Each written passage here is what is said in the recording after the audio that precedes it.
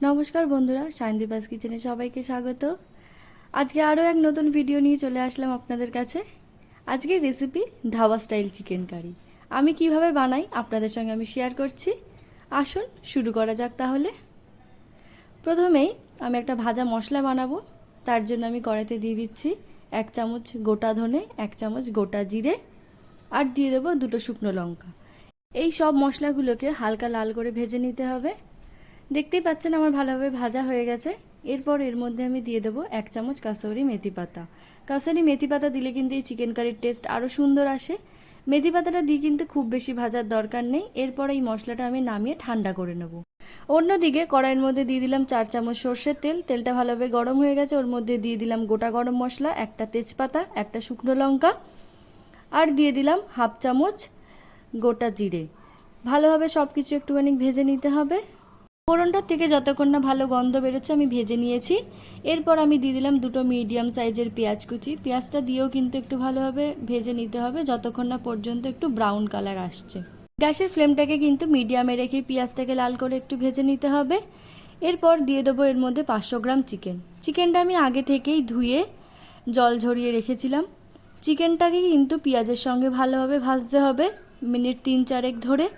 যত বেশি সময় ধরে এই চিকেনটা ভাজা যাবে ততই কিন্তু এই চিকেন কারির টেস্টটা আরও বেশি ভালো লাগবে। ভাত, রুটি, লুচি, পরোটা সব কিছুর সঙ্গেই এই চিকেন কারিটা কিন্তু জাস্ট অসাধারণ লাগে খেতে। আপনারা অবশ্যই ট্রাই করে দেখবেন। অন্যদিকে আমি একটা পেস্ট বানাবো মশলার। তার জন্য দিয়ে দিলাম 10 থেকে 12টা রসুনের কোয়া, 1 ইঞ্চ করে কাটা আদা, আর দিয়ে দিচ্ছি 2 কাঁচা লঙ্কা। এটার একটা আমি মিহি পেস্ট বানিয়ে নেব। সব মশলাগুলোর কিন্তু আমি একটা পেস্ট বানিয়ে নিয়েছি খুব সুন্দর। অন্যদিকে চিকেনটা কিন্তু আমার ভালোভাবে ভাজা হয়ে গেছে। এর মধ্যে আমি দিয়ে দেবো যে মশলার পেস্টটা বানিয়েছিলাম সেই পেস্টটা।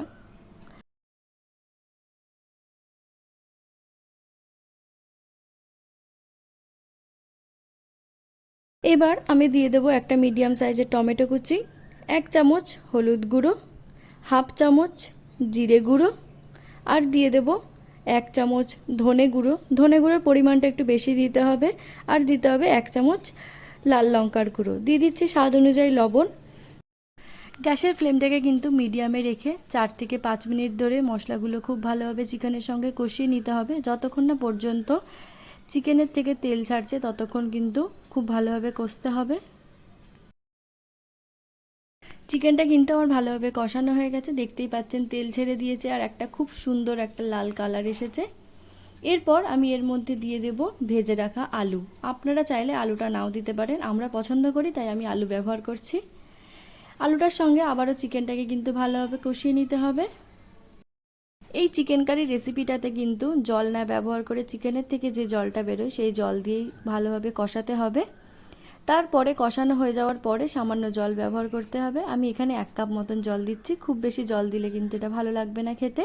শুধু চিকেনটা যেটুকু পরিমাণে জলে সেদ্ধ হবে সেটুকু দিলেই হবে। এরপর আমি 5 থেকে 6 মিনিটের জন্য চিকেন আর আলুটাকে সেদ্ধ হতে দেবো। 5 থেকে 6 মিনিট হয়ে গেছে। দেখুন চিকেনটা কিন্তু আমার প্রায় তৈরি হয়ে গেছে। চিকেন আর আলু কিন্তু খুব ভালোভাবে সেদ্ধ হয়ে গেছে। এরপর আমি এর মধ্যে দিয়ে দেবো 1/2 চামচ গরম মশলা গুঁড়ো, আর দেব কুচনো ধনে পাতা। এরপর আমি দিয়ে দিচ্ছি লম্বা করে কাটা আদার টুকরো। এটা দিলে কিন্তু চিকেনের টেস্টটা অন্যরকম খেতে লাগবে। এরপর আমি দিয়ে দিচ্ছি যে ভাজা মশলাটা আমি বানিয়ে রেখেছিলাম আগে থেকে, সেখান থেকে আমি 1 চামচ ভাজা মশলা ব্যবহার করছি। এই ভাজা মশলাটা দিলে কিন্তু চিকেনের টেস্টটাই পুরোটাই চেঞ্জ হয়ে যাবে নর্মাল চিকেনের থেকে। সব কিছু দিয়ে আমি ভালোভাবে নাড়িয়ে নিলাম। আজকের রেসিপি আমার তৈরি হয়ে গেল ধাবা স্টাইল চিকেন কারি। আপনাদের কেমন লাগলো অবশ্যই কমেন্ট করে জানাবেন। ভিডিওটা ভালো লাগলে কিন্তু ছেড়ে যাওয়ার আগে চ্যানেলটা সাবস্ক্রাইব করার অনুরোধ রইল। ভিডিওর নিচে ডেসক্রিপশনে সমস্ত উপকরণগুলো দেওয়া থাকবে, আপনারা সেখান থেকেও রেসিপিটা দেখে নিতে পারবেন।